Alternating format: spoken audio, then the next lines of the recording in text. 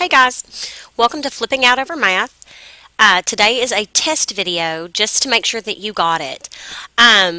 Classroom flipping is nothing new. It's been around for probably about 10 years, but lots of elementary schools are starting to latch on to this, especially in math instruction, because mathematics is typically the place where students are lagging behind, and we don't want that to happen. At Shear Elementary, we expect excellence in everything we do, and sometimes teachers have to change their teaching practices in order for that excellence to come. So, a couple of teachers and myself decided to flip our math classes. In a flipped math class, the instruction takes place at home.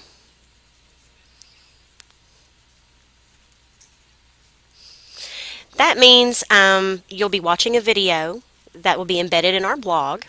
If you do not have internet access, then I obviously will send home the lesson paper and pencil. You will always have a couple of practice problems, no more than a couple. You'll have a couple of practice problems.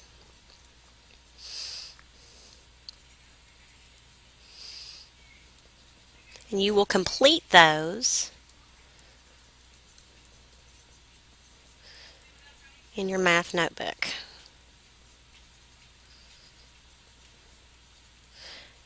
Now, you'll also put inside that math notebook, you're going to put your understandings,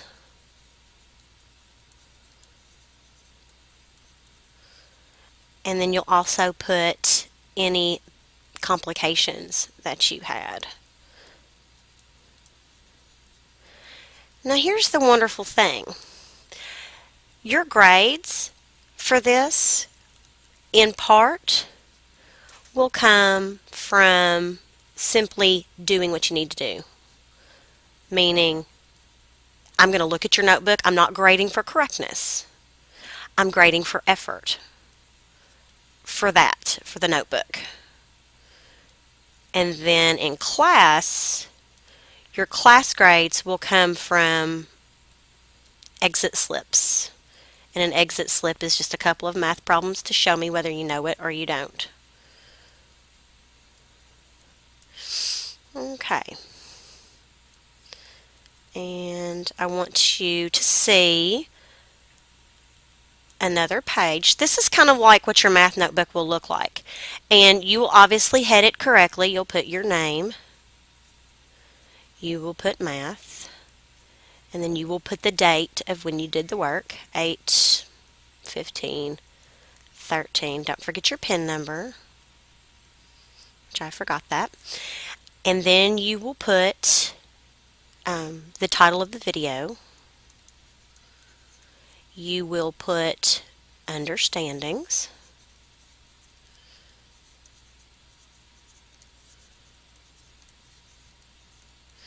And then you will write what your understandings are.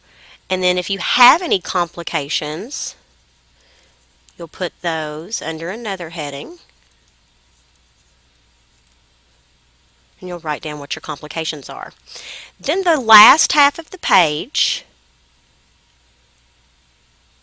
you will do your practice problems. And I will list your practice problems on the blog post so that you know those ahead of time. Okay?